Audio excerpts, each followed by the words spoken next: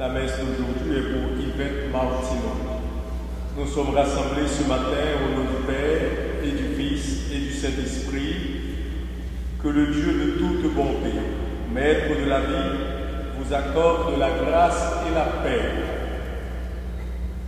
Notre Dieu et Père soutient son peuple comme le vigneron prend soin de la vigne qu'il a plantée dans l'espérance.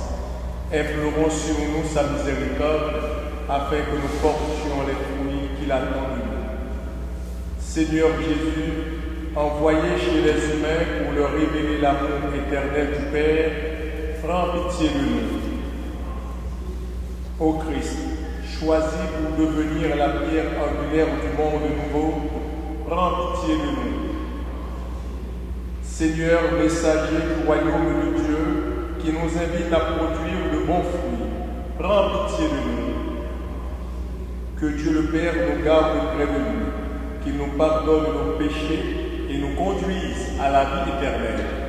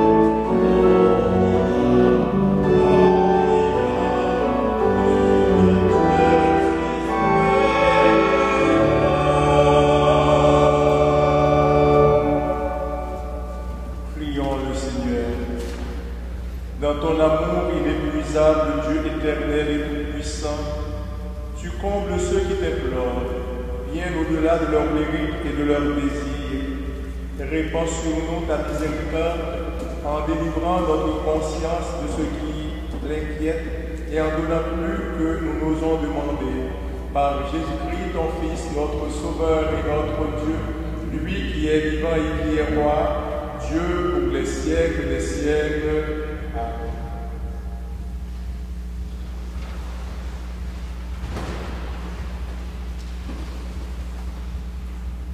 Lecture du livre du prophète Isaïe. Je veux chanter pour mon ami le chant du bien-aimé à sa vigne.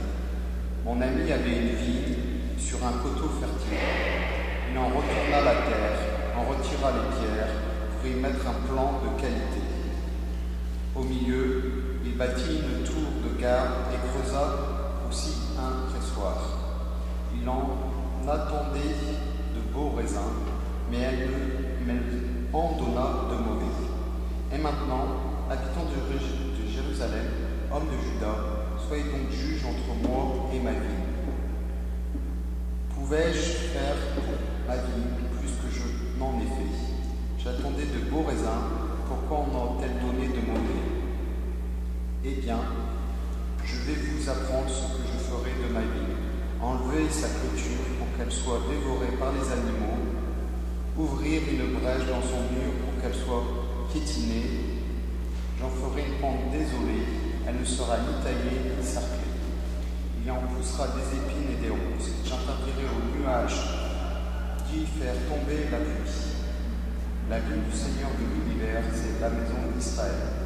Le plan qu'il chérissait, ce sont les hommes de Juda. Il en attendait le droit, et voici le cri. Il en attendait la justice, et voici les cris. Parole du Seigneur.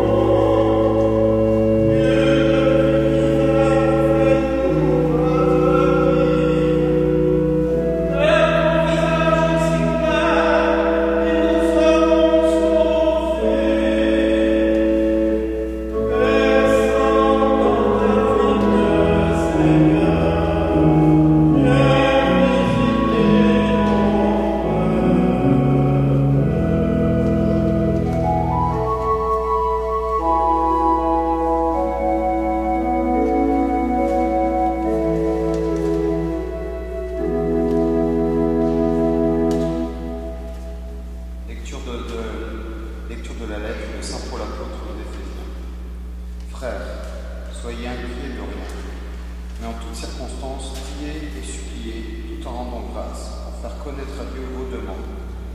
Et la paix de Dieu, qui dépasse tout ce qu'on peut concevoir, gardera vos secrets et vos pensées dans le Christ Jésus.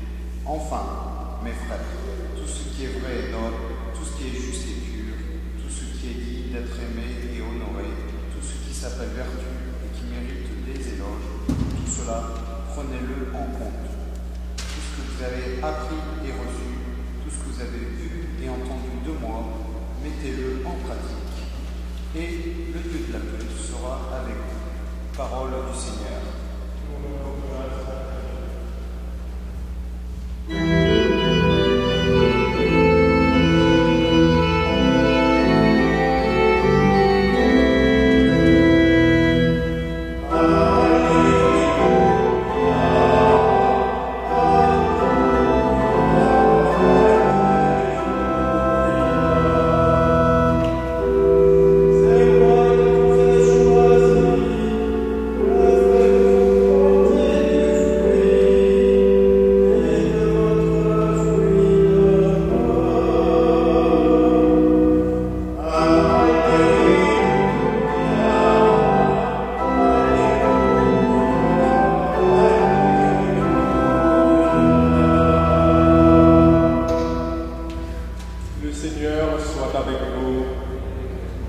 Évangile de Jésus-Christ selon saint Matthieu. En ce temps-là, Jésus disait aux grands prêtres et aux anciens du peuple, écoutez cette parabole. Un homme était propriétaire d'un domaine. Il planta une vigne, l'entoura d'une clôture, il creusa un pressoir et bâtit une tour de garde. Puis il loua cette vigne à des vignerons et partit en voyage. Quand arriva le temps des fruits, il envoya ses serviteurs auprès des vignerons pour se faire remettre le produit de sa vigne. Mais les vignerons se saisirent des serviteurs, frappèrent l'un, tuèrent l'autre, lapidèrent le troisième. De nouveau, le propriétaire envoya d'autres serviteurs plus nombreux que les premiers, mais on les traita de la même façon. Finalement, il leur envoya son fils en se disant « Ils respecteront mon fils ». Mais voyant le fils, les vignerons se dirent entre eux « Voici l'héritier, venez, tuons-le, nous aurons son héritage ». Ils se saisirent de lui, le jetèrent hors de la vigne et le tuèrent. Eh bien, quand le maître de la vigne viendra, que fera-t-il à ces vignerons? On lui répond, ces misérables, il les fera périr misérablement. Il loua la vigne à d'autres vignerons, qui lui en remettront le produit en temps voulu. Jésus leur dit, n'avez-vous jamais lu dans les Écritures? La pierre qu'ont rejetée les bâtisseurs est devenue la pierre d'angle. C'est là l'œuvre du Seigneur, la merveille devant nos yeux. Aussi, je vous le dis, le royaume de Dieu vous sera enlevé pour être donné à une nation qui lui fera produire ses fruits. Acclamons la parole de Dieu.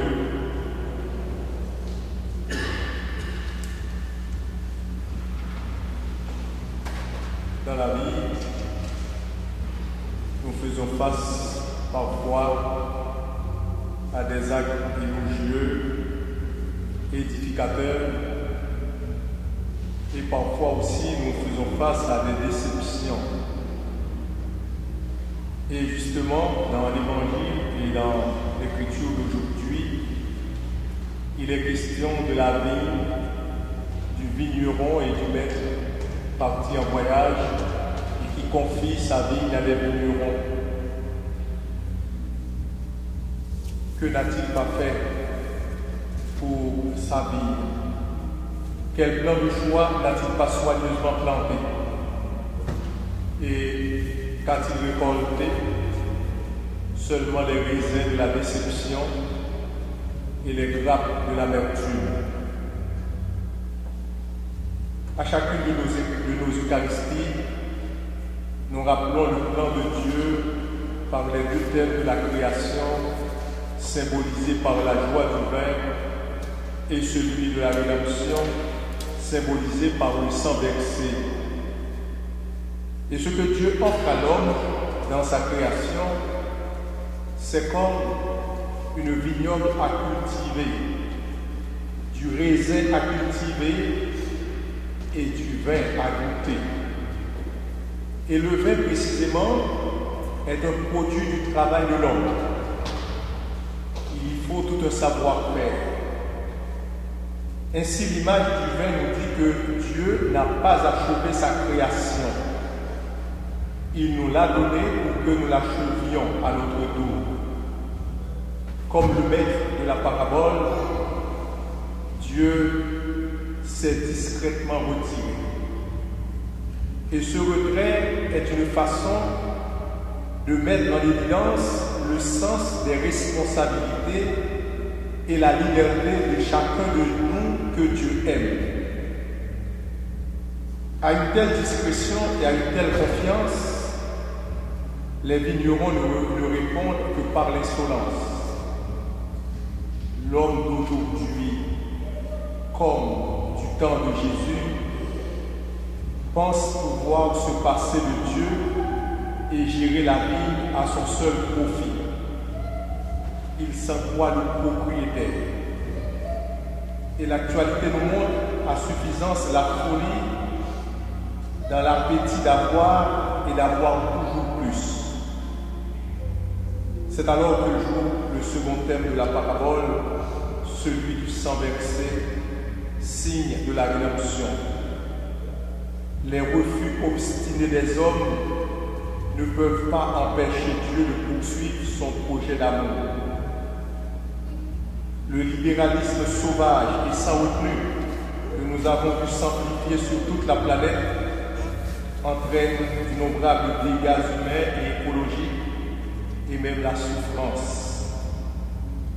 Et alors, on dit toujours que l'homme, il se met face à Dieu et il défie le projet de Dieu. Il ose même risquer le projet de Dieu. Et c'est pourquoi Dieu, il envoie son Fils, son propre Fils. Au moins, ils vont le respecter. Et c'est là que nous comprenons jusqu'à quel point dans la vie, souvent nous avons confiance en nous-mêmes, nous avons confiance dans les autres, et parfois il y a un débordement. Certes, on ne peut pas vivre sans avoir confiance en soi ou sans avoir confiance dans les autres. Mais souvent aussi, ce que nous récoltons, c'est la déception et l'amertume. Quelqu'un disait que l'homme, il est capable des pires actions, des pires gestes, tout comme il est capable aussi des gestes les plus nobles. Mais là, nous comprenons que quand on a trop confiance, la déception devient plus grande. Le maître a envoyé ses serviteurs. Ils se sont fait tous tabasser et tuer. Au moins, ils vont respecter son fils. Mais non, ils ont encore une autre raison de le tuer. Mais son sang versé, ce sera une aventure nouvelle, c'est-à-dire la rédemption. La pierre rejetée des bâtisseurs va devenir la pierre blanche. Et souvent dans la vie, quand les hommes tuent Jésus, quand les hommes rejettent Dieu, ils continuent à être la base solide de notre édifice, c'est-à-dire celle de l'humanité. Dieu, malgré la faiblesse de l'être humain, il continue de garder son alliance. Mais justement, nous ne pouvons pas passer à côté du bonheur offert par Dieu.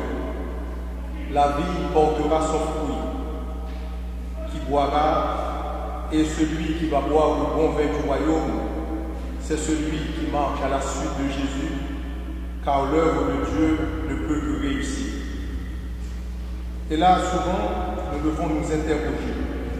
Est-ce qu'il y a en nous cette attitude de ce propriétaire à avoir confiance en ses serviteurs? Ou bien est-ce que nous sommes capables de mener jusqu'au bout nos engagements? Et ou bien aussi, ce qui est mauvais en nous, nous sommes capables de le chasser pour laisser la place à Dieu. En fait, nous ne sommes que de modestes intendants de Dieu. Mais il veut faire de nous de bons gérants de sa vie. Nous devons nous montrer dignes de pouvoir accomplir et remplir cette mission, cette tâche que le Seigneur nous confie. Et il nous envoie en mission. Et justement, cette mission, malgré cette tempête, malgré cette pandémie, la mission continue, nous dit Monseigneur Rémy. Et cette mission, en tant que chrétien, c'est de vivre la parole de Dieu, la mettre en pratique, continuer à évangéliser, continuer à annoncer la bonne nouvelle en dépit de cette circonstance. Le message que le chrétien il est appelé à témoigner, c'est justement par son comportement, par ses paroles, par ses gestes, il peut témoigner de la présence de Dieu en lui. Amen. Et maintenant, si vous voulez bien vous mettre debout, nous allons confesser ensemble notre foi. Je crois en Dieu, le Père Tout-Puissant, Créateur du ciel et de la terre, et en Jésus-Christ, son Fils unique, notre Seigneur, qui a été conçu du Saint-Esprit, est né de la Vierge Marie, a souffert sous Ponce Pilate, a été crucifié, est mort et a été enseveli, est descendu aux enfers, le troisième jour est ressuscité des morts, est monté aux cieux, est assis à la droite de Dieu le Père Tout-Puissant, d'où il viendra juger les vivants et les morts. Je crois à l'Esprit Saint, à la Sainte Église catholique, à la communion des saints, à la rémission des péchés, à la résurrection de la chair, à la vie éternelle. Amen. Faisons-nous cette invitation que Paul lançait à la communauté de Philippe. Ne soyez inquiets de rien, mais en toutes circonstances, dans l'action de grâce, priez et suppliez pour faire connaître à Dieu vos demandes. Répondons à cette invitation en présentant au Seigneur les besoins du monde actuel. Dieu de patience, vois les hommes et les femmes qui sont entre eux péchés et se laissent gagner par la haine, le racisme, la violence. Que ton amour leur inspire des gestes de bonté. Regarde ta vie, Seigneur, et protège-la. Dieu de la vie, vois les membres de ton Église qui œuvrent en ce monde pour le transformer. Que ta parole soit leur guide et leur soutien. Regarde ta vie, Seigneur, et protège-la. Dieu de tendresse, vois les jeunes et les moins jeunes qui cherchent à mieux te connaître au milieu des signes contradictoires. Que ton esprit éclaire leur chemin. Regarde ta vie, Seigneur, et protège-la. Dans l'univers, vois notre communauté qui veut travailler à ta vie. Que ta paix comble nos jours et nos nuits. Regarde ta vie, Seigneur, et protège-la. Dieu Père, toi de la bonté ne cesse de nous émerveiller. Accueille ces intentions que nous te présentons bien humblement. Exauce-les selon ta volonté et dans ton amour infini. Par Jésus ton Fils vivant pour les siècles des siècles. Amen.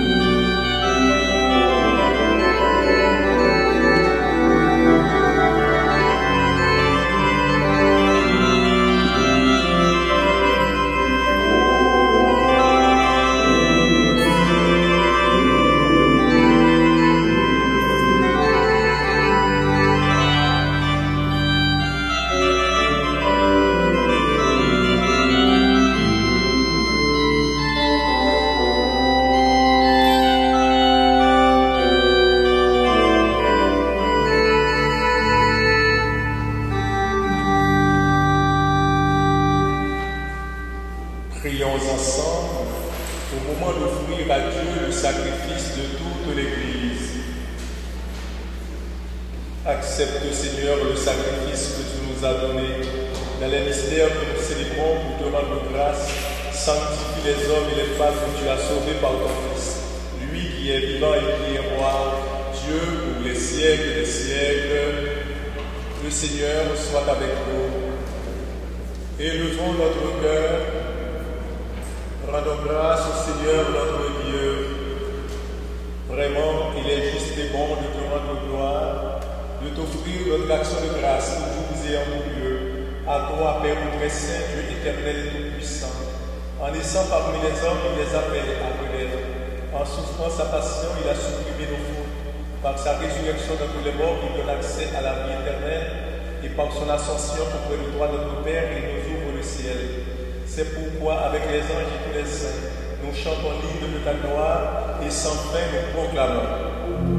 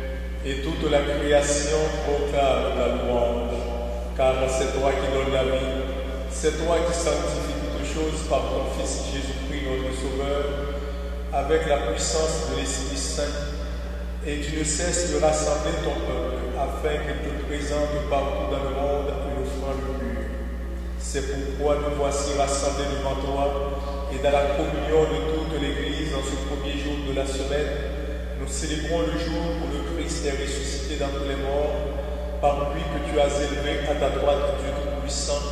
Nous te supplions de consacrer toi-même les offrandes que nous apportons.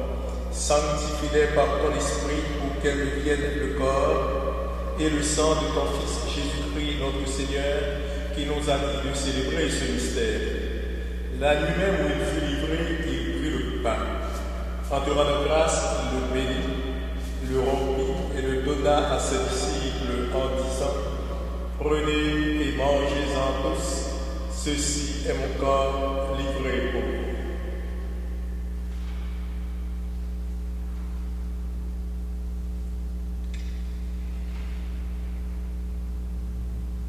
De même, à la fin du repas, il prit la coupe.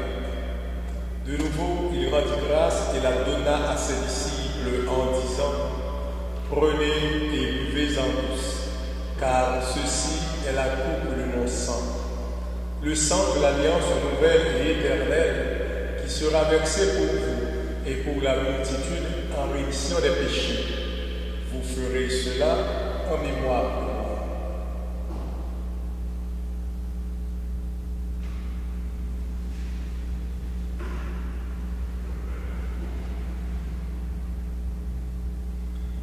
Il Il est grand le mystère de la foi. Nous proclamons ta mort, Seigneur Jésus. Nous célébrons ta résurrection. Nous attendons ta venue dans la gloire.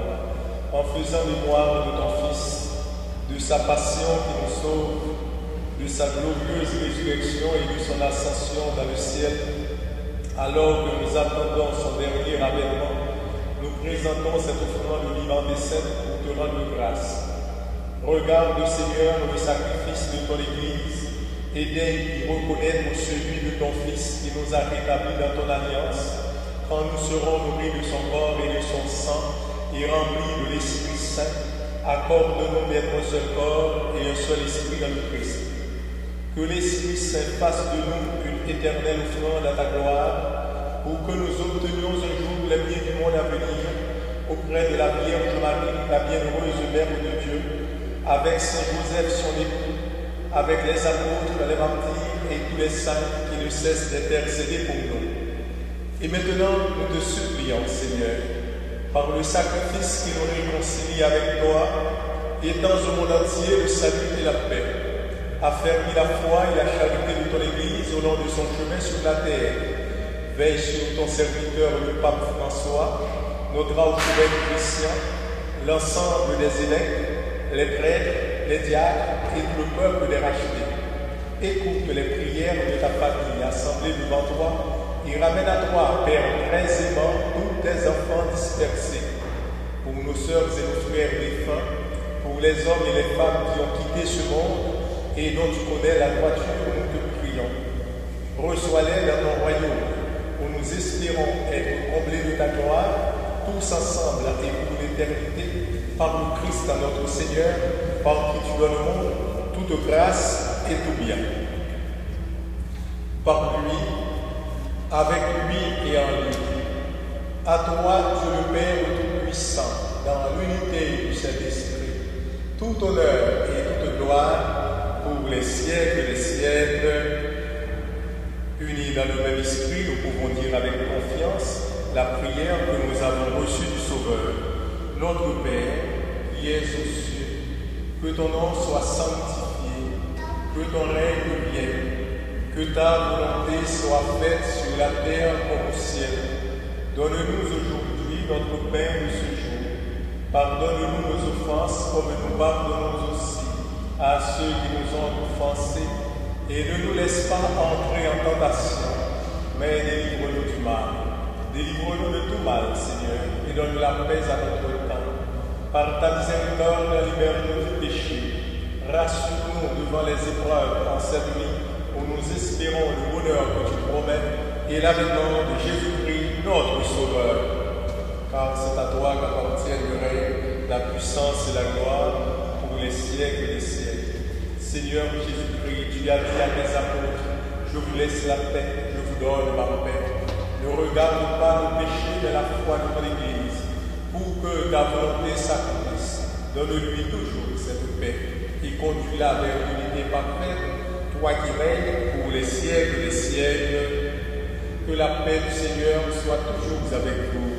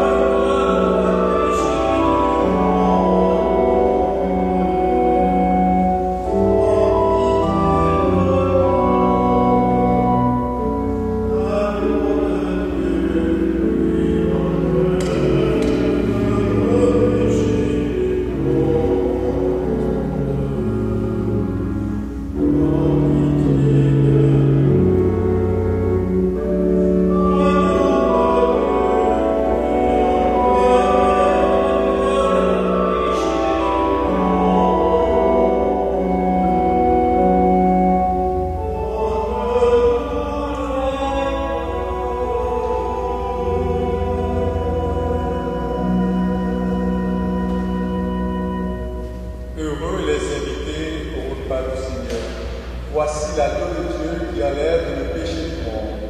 Seigneur, je ne suis pas digne de te recevoir, mais dis seulement une parole et je serai guéri.